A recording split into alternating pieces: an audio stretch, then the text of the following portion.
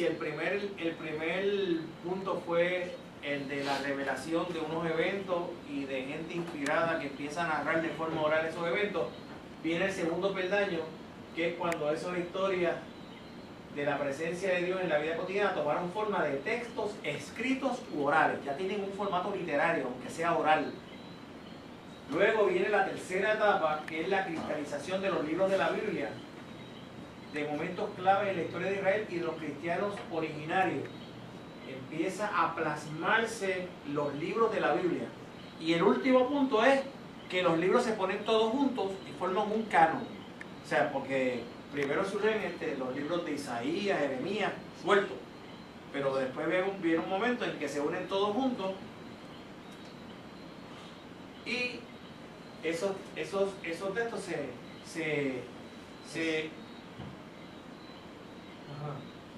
se juntan para formar el canon del Antiguo Testamento y el canon del Nuevo Testamento. La palabra aquí clave es la palabra proceso canónico. Proceso canónico es el proceso que sigue el pueblo de Israel y la fe cristiana por separado para establecer unas reglas que indiquen qué libros van a formar parte de su literatura sagrada y qué libros no. Por ejemplo, ¿cuándo ustedes vieron Da Vinci Code? ¿Leyeron Da Vinci Code? ¿Vieron Da Vinci Code? Sí. Da Vinci Code, ¿verdad? Es una obra no verídica, ¿verdad?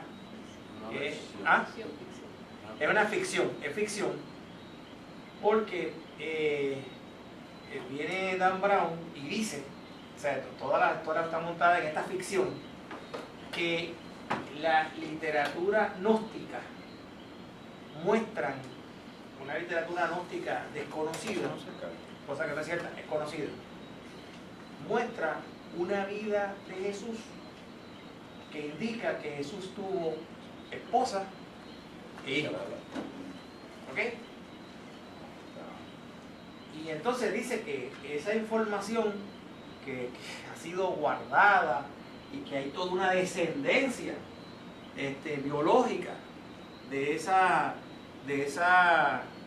experiencia, pues se toma de esta evidencia de los evangelios gnósticos, que son muchos de esos evangelios gnósticos del siglo II, siglo III después de Cristo, o sea que son bien cercanos a los escritos del Nuevo Testamento y específicamente los evangelios. Pero lo que no dice Dan Brown es que esos evangelios gnósticos no le interesa la sexualidad humana, porque el gnosticismo lo que le interesa es la vida del espíritu.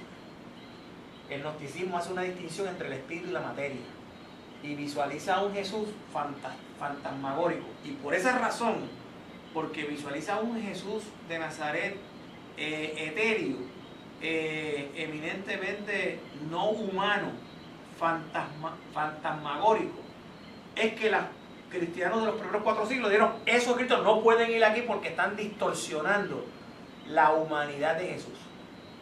En otras palabras, quienes más enfatizan la humanidad de Jesús son los evangelios canónicos y no los escritos gnósticos. Los escritos gnósticos lo que enfatizan es el carácter fantasioso de Jesús. Es el Jesús que hace milagros desde que es un nene, y mira, y hace milagro aquí, una paloma se murió, la resucita, o sea, y que monta un montón de historias de esa clase, ¿ves? Entonces, obviamente, pues Dan Brown ha cogido y le dice: bueno, como ustedes no conocen de los evangelios gnósticos, yo quiero decirle que los evangelios gnósticos me brindan a mí una información que es la que está corriendo a través de esta corriente secreta que llega hasta nuestros días, donde Jesús se casó. Mire, quien en última instancia abona más a la humanidad de Jesús y su relación con la mujer son los evangelios canónicos: Mateo, Marcos, Lucas y Juan. me pongo viendo lo que estoy tratando de decir. Entonces, por esa razón, la iglesia establece lo que se llama un proceso canónico. Lo vamos a estudiar aquí. Vamos a ver cuáles fueron las reglas que usó el cristianismo en 4 siglos para decir que de los 40 libros que habían disponibles, solamente entraron estos 27. Los demás no entraron. Esta mañana me hicieron la pregunta que si Dios se sigue revelando todavía hoy. Y yo contesté que sí. Lo que pasa es que los teólogos han hecho una diferencia entre revelación especial y revelación general. La revelación especial fue esa revelación que hizo posible el surgimiento de las escrituras de Israel y de las escrituras cristianas. Esa revelación especial terminó. Pero Dios se sigue revelando. Se le revela a Brenda, se le revela a Lumari, se le revela a Néstor, se le revela a Raymond. Se sigue revelando. Es una revelación general. Una revelación que ocurre a toda persona donde quiera que esté sensible y receptivo a captarla. Y lo que se plantea en la fe cristiana, en todas las tradiciones, sean católicos o protestantes, es que esa revelación especial que tenga Raymond o tenga Brenda o Lumari no contradiga la revelación especial que está contenida en la Sagrada Escritura. O sea, pero la revelación continúa. ¿Estamos claros en eso? Bueno, pero estas son cuatro etapas bien importantes. Fíjense, primera etapa, la revelación, narrativas. Segunda etapa, empiezan a tomar forma de textos escritos y orales. Cuarta etapa, surgen los libros de la Biblia como libros independientes. Y quinta etapa, cuando todos los libros de la Biblia se conectan unos con otros y forman o las escrituras de Israel o las escrituras cristianas. ¿Se me perdió alguien? ¿Es muy complicado? Me pueden detener, me pueden hacer preguntas. Esta mañana me hicieron muchas preguntas. Bueno, Heriberto menciona tres anécdotas en su libro, la tienen ustedes ahí. Yo solamente voy a mencionarlas por encima para establecer el carácter transformador que puede tener la escritura en un momento dado. Él menciona una persona cubana que finales del siglo XIX, principios del siglo XX, una persona metida en el vicio en Cuba, y le ponen un Nuevo Testamento aquí en el bolsillo. El hombre se pone ese Nuevo Testamento por él mismo y lentamente empieza a cambiar su vida, y de una persona totalmente metida en el vicio sale de él y se convierte en uno de los principales líderes de la Iglesia Metodista de Cuba. Una iglesia que en el día de hoy, 2013, es la iglesia protestante de mayor crecimiento en Cuba, con un desarrollo brutal en toda la República Cubana, increíble. Para poner un ejemplo, ese culto de que dan en la iglesia principal que tenemos en La Habana, Cuba, en la ciudad de La Habana, en el área del Vedado creo que es, el domingo hay 6 cultos y hay fila esperando que terminen uno para entrarle ellos. Eso le dice de cómo está la dinámica allí, encendido.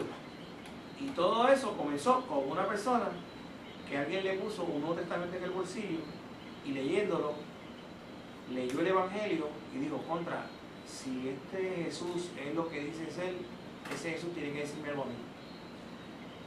La segunda fue Juan Wesley, el fundador del movimiento metodista en el siglo XVIII en Inglaterra, que un 24 de mayo de 1738 fue a un culto que se celebraba en un hogar en la calle Aldersgate, en Londres. Y allí, mientras escuchaba el prefacio de Lutero a la Epístola a los Romanos, dice Wesley en su biografía que sintió su corazón arder, sintió el amor de Dios, sintió que Dios le perdonaba sus pecados, e inició el avivamiento wesleyano del siglo XVIII, que produjo, entre otras cosas, número 1, la creación del primer sistema en el mundo de educación pública. Está por ahí. Número 2, sentó las bases del movimiento laboral en Europa. Número 3, sentó las bases del laborismo inglés inglés, del Partido Laborista Inglés, que todavía al día de hoy sigue funcionando en Inglaterra. Y el movimiento metodista se extendió a Estados Unidos, a Puerto Rico, en el mundo, está en 70 países, tiene 140 universidades en Estados Unidos, siendo las más prestigiosas Duke University, Boston University, SMU y muchas más. Y en el continente africano, que está en un desarrollo espectacular, tiene una universidad en el África, y Nelson Mandela fue formado en iglesias y en escuelas metodistas. O sea, con eso le digo todo lo que puede producir el impacto de una lectura de escritura en el corazón de un ser humano. Y la tercera es un testimonio que cuenta Heriberto de una persona que yo conozco porque soy de esa iglesia donde él narra eso, y fui pastor también allí, que su hijo fue asesinado. Y fue un golpe bien brutal porque fue asesinado de una forma increíble. Es la historia de la muerte y el asesinato de Junito Betancourt. Y lo importante en esa muerte es que un padre queda destrozado por eso. Y la hermana Lidia Otto Betancourt se sobrepone a eso lenta y gradualmente, y descubre que cuando el Salmo 23 dice Jehová es mi pastor, nada me faltará, ella dice que ese texto para ella significa que en la vida vamos a tener experiencias de bendición y experiencias de prueba, y que en todas esas experiencias siempre Dios va a estar con nosotros. Jehová es mi pastor, nada me faltará. O sea, que voy a tener esa experiencia, pero Él va a estar conmigo. Y esa experiencia le permitió salir hacia adelante y ser líder hasta el día de hoy allí en la iglesia metodista de Pedernales. Así que esos son los tres testimonios que menciona Heriberto, y que nos habla de que esta escritura, que hoy estamos tratando de estudiarla racionalmente, tiene un componente devocional muy especial que no podemos obviar cuando la estudiamos intelectualmente. Implicaciones. ¿Quién quiere leer eso? La Biblia leída con sabiduría y fe se convierte en palabra viva de Dios para consolar, sanar y dar dirección ética. La Biblia como palabra de Dios viene al encuentro del ser humano a interrogarnos sobre nuestra autenticidad, sobre la justicia, la integridad y la calidad de vida que hay en nosotros. La Biblia interpela al ser humano. ¿Dónde estás? ¿Dónde está Abel, tu hermano? Okay, vamos a coger esos 4 puntos con calma. La Biblia leída ¿con qué? Sabiduría y fe. Y fe. Se convierte en palabra viva de Dios para consolar, sanar y dar dirección ética. Pero lo contrario también es cierto. La Biblia leída con insensatez, intransigencia, terquedad, resentimiento, se convierte en palabra de muerte y no ayuda ni a consolar, ni a sanar, ni a dirigir éticamente. En el cristianismo contemporáneo existen talibanes cristianos. En el Islam, a los talibanes se les considera de los grupos más radicales, más intransigentes y más conservadores. Pero en el cristianismo también existen esos grupos. No les quepa la menor duda. Así que tenemos que estar claros en eso. Por lo tanto, es importante que leamos la Biblia de forma sabia y con fe, para que esa palabra sea palabra viva y no palabra de muerte, y ayude a consolar, sanar y dar dirección ética. No hay duda que la Biblia, como palabra de Dios, viene al encuentro del ser humano a interrogarnos. Más que a contestar preguntas, la Biblia nos interroga a nosotros sobre nuestra autenticidad, sobre la justicia, sobre la integridad de nuestras vidas y sobre la calidad de nuestra vida. La Biblia nos interpela. Y miren las preguntas. Están Adán y Eva en el huerto, en un relato simbólico, y viene Dios que le ha dado los instructivos y que ellos han violado los instructivos, y le pregunta a Adán y a Eva, ¿dónde estás? ¿Dónde estás? Ellos estaban escondidos. Entonces viene la respuesta, dice, estaba desnudo y me escondí. Sí, pero no dice, estaba desnudo porque desobedecí y tenía miedo de que tú me descubrieras y por eso me escondí. Entonces, la pregunta es clave, ¿dónde estás? Fue válida en ese relato simbólico y es válida para nosotros. Oye, o sea que la Biblia nos interpela, nos pregunta, ¿dónde estás? ¿Dónde estás con respecto a Dios? Con respecto a la vida, con respecto a la vida abundante, ¿dónde estás? La otra pregunta que ocurre un capítulo después, el capítulo 4, Caín y Abel, y viene Dios después del asesinato del hermano, le dice, ¿y dónde está Abel? Tu hermano. Y él le dice, ¿acaso yo soy guarda de mi hermano? Busque escaparse, pero la pregunta es válida. ¿Y dónde está Abel tu hermano? ¿Dónde está tu responsabilidad con él? O sea, traigo esto porque esa es la manera en que la Biblia nos interpela. ¿Ves? Esa es la manera extraordinaria en que la vida nos interpela, sin tener que destrozarnos en medio de una comunidad y pasarnos por la piedra. La Biblia hace una interpelación a la conciencia nuestra.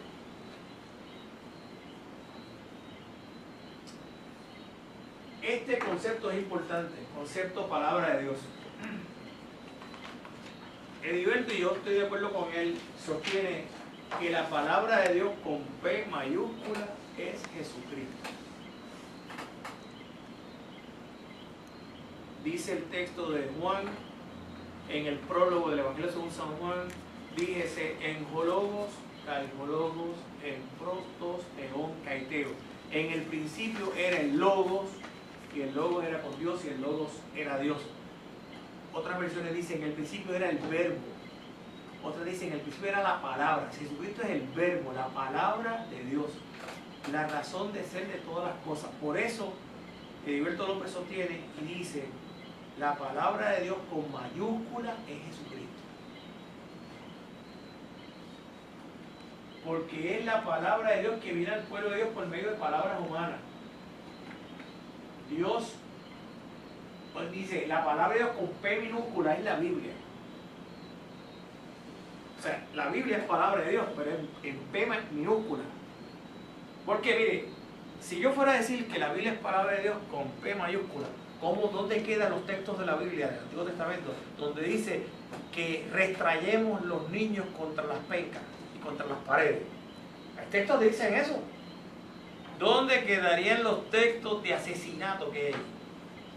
¿Dónde quedarían los textos del Nuevo Testamento que dice la mujer cae en el templo? Por lo tanto, eso que llamamos palabra de Dios con P minúscula está en ropaje humano. Y tenemos que aprender a distinguir cuál de esas palabras son pertinentes para nosotros y cuáles no son pertinentes para nosotros. Es un ejercicio de interpretación.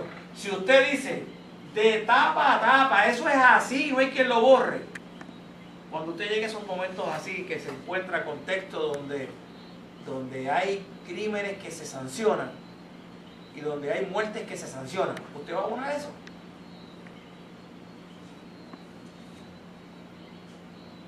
Por ejemplo, y esto creo que lo apunten, los cristianos en todas las vertientes leemos el Antiguo Testamento y lo interpretamos a la luz del Evangelio de Jesucristo. Es decir, nosotros cuando vamos a la Biblia del Antiguo Testamento, a la Escritura de Israel, no vamos al pelado, vamos con el prejuicio de Jesucristo. O sea, que leemos el texto del Antiguo Testamento con los ojos de Jesucristo. Por ejemplo, el otro día yo prediqué aquí de un texto donde comenzaba con una matanza. O sea, yo te voy a decirle, mire hermano, yo voy a decirle esta mañana aquí que ese texto no es válido para el Evangelio. Yo quiero traer lo que yo considero válido del texto. Pero nuestra lectura, porque Jesús está en contra del asesinato, de la muerte, de la violencia. O sea, que nosotros tenemos que tener una lectura crítica de los textos del Antiguo Testamento. En el Antiguo Testamento hay textos que son de verdad fuertes. Así que importante que cuando hablamos de la Biblia como palabra de Dios es con P minúscula. Bien importante.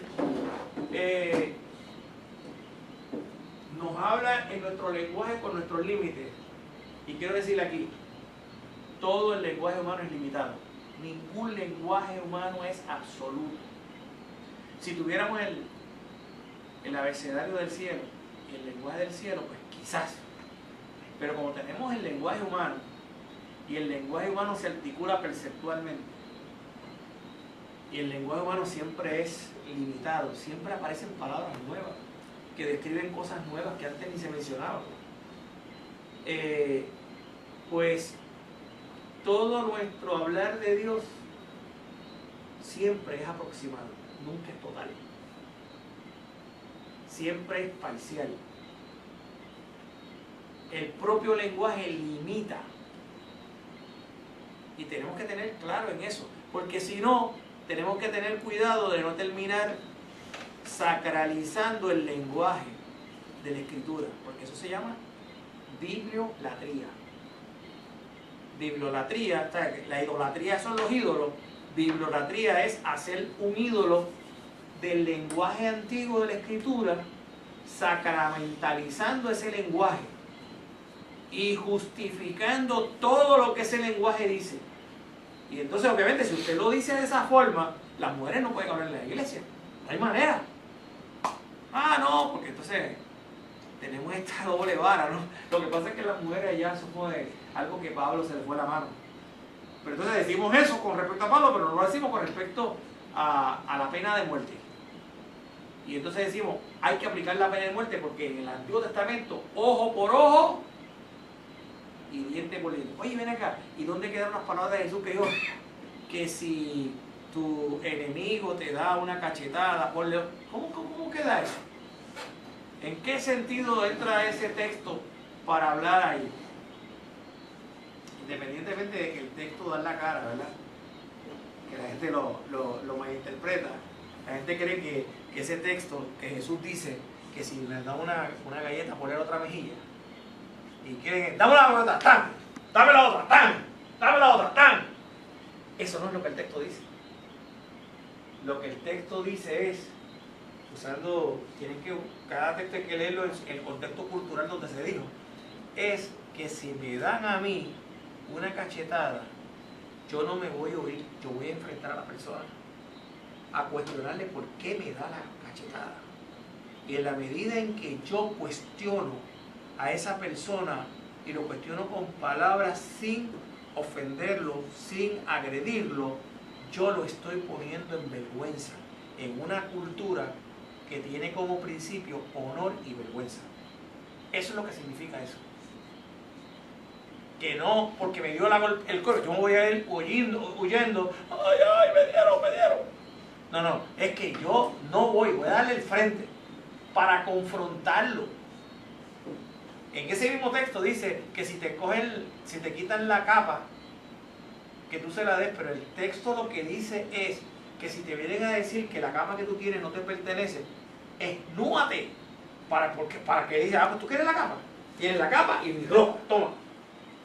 Para que entonces avergüence a quien te lo pidió, porque te hizo exponerte al desnudo frente a todo el mundo por un capricho.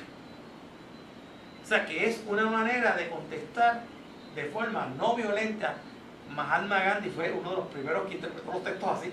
Y tenía razón, Mahatma Gandhi y Martin Luther King dijo, Mahatma Gandhi interpretó estos textos porque eso es lo que dice el texto. Y por eso desarrollaron lo que se llama resistencia pacífica. El método de Mahatma Gandhi y el método de Martin Luther King, inspirado en Jesús, se llama resistencia pacífica. Dice que el mal, tú le devuelves el bien, pero se lo devuelve. Exactamente, se lo devuelve, dramatizas el mal y actúa, no te quitas. Espero que no me esté metiendo en mucha profundidad, pero... La corta aquí. ¿Ah? La corta aquí. Bueno, es palabra de Dios como inspiración, porque los que la escribieron fueron inspirados con Dios, pero la inspiración no agota la revelación, no es lo mismo. Hablan de la revelación, pero no acaban toda la revelación más grande que la inspiración. Y esa palabra inspirada sirve para enseñar, redarguir, corregir, instruir en justicia a fin de perfeccionar, dice la epístola pastoral. ¿Dudas, preguntas, inquietudes?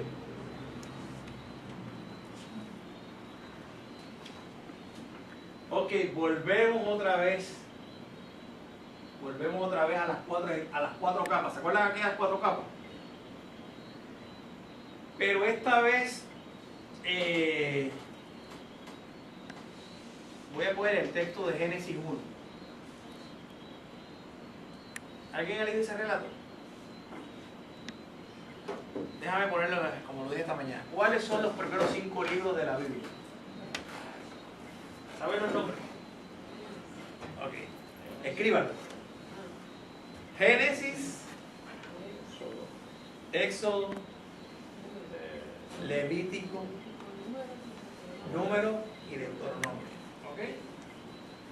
Génesis, Éxodo, Levítico, Número y Deuteronomio. A esos 5 libros se le llama Pentateuco. Pentateuco. También se le llama a esos 5 libros la ley. Cuando usted vea que Jesús dice porque la ley, se refiere a esos 5 libros. También se le llama en hebreo la Torá. La, L-A, y después otra palabra, T-O-R-A-H, la Torá. ¿Ok? Esa es la constitución de Israel.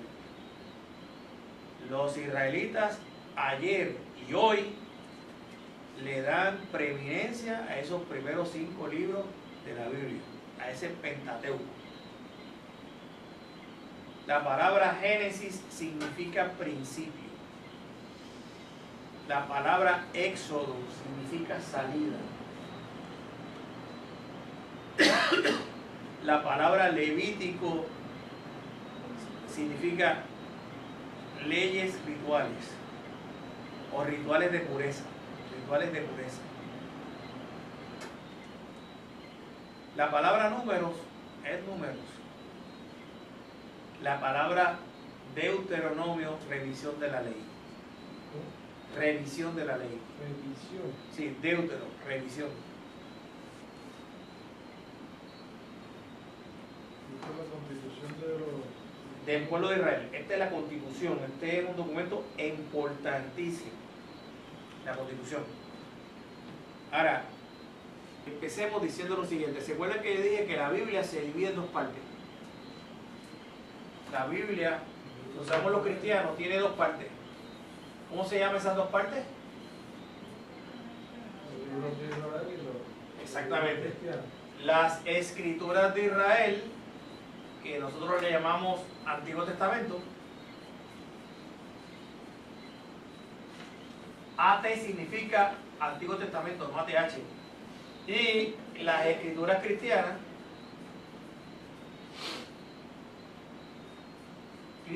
o Nuevo Testamento. ¿Estamos de acuerdo hasta aquí? Ok, pues yo quiero que ustedes vean de qué estamos hablando cuando hablamos de estas 2 colecciones de escritos. Usted sabe que las escrituras de Israel tienen, en las versiones protestantes tienen 39 libros y el Nuevo Testamento tiene 27, son 66.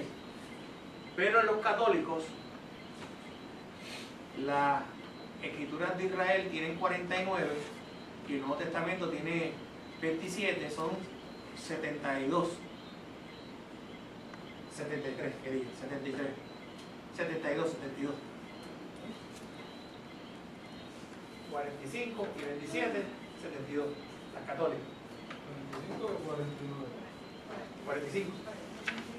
Porque son primera, segunda Macabeo, Judith, Baruch, Sabiduría y el Eclesiástico. Esos son los 6 libros.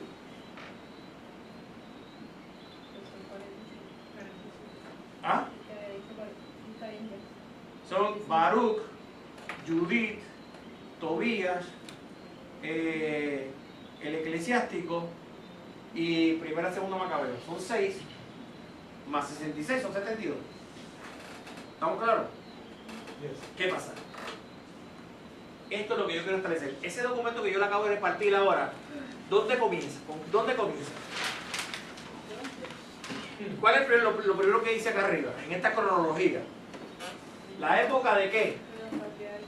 La época de los patriarcas. El primer patriarca se llama Abraham. Patriarca. ¿Ocurrió en qué año dice ahí? ¿Mil qué? 1900 antes de Cristo hasta el 1500. ¿Vieron eso? Sí. Y después de esta época de los patriarcas, ¿cuál viene? El Éxodo. ¿Ah? El Éxodo. ¿El Éxodo cuándo ocurrió el Éxodo? ¿Mil qué? 1280. El Éxodo es la liberación de los israelitas que estaban bajo el cautiverio de los egipcios. Este es el Éxodo. Y entonces, están 40 años en el desierto. Y cuando llegan a Canaán, a la tierra prometida, tierra prometida se llama Canaán. 1250. 1280 menos 40, 1240. Corregimos. Son 40 años. Ok. Fíjense que estamos contando hacia atrás, porque en la antigüedad se cuenta hacia atrás hasta llegar a Jesucristo.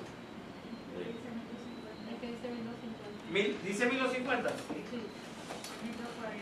Ah, pues, está bien, 1250. Muy bien, me equivoqué. 1250. Pero fueron 40 años, es que esa conquista tomó 10 años y entonces se dice que el proceso completo son 40 años. ¿Es materia de esos 10 años? ¿Qué? ¿Son materia de esos 10 años? No. 30, 40. Pero es que en numerología bíblica, pues 40 es un símbolo que dice, que habla de... Tiene que ser 40. No tiene que ser 40. Es que el número 40 tiene la connotación de lo que es desierto. Mucho. 40. Sí. Pero vamos, tierra prometida. Y logran Canaán, que es la tierra prometida. Establecen el gobierno de los jueces.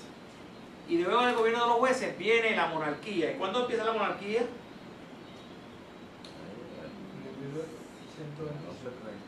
120. ¿Cuándo empieza el primer rey? Saúl. Fíjense que viene el periodo de los jueces. Dice allí, el periodo de los jueces ocurrió ¿en qué año? 1125. Exactamente, en 1125. Y después la monarquía, ¿cuánto fue? 1130. ¿Cuánto tiempo duró entonces los jueces?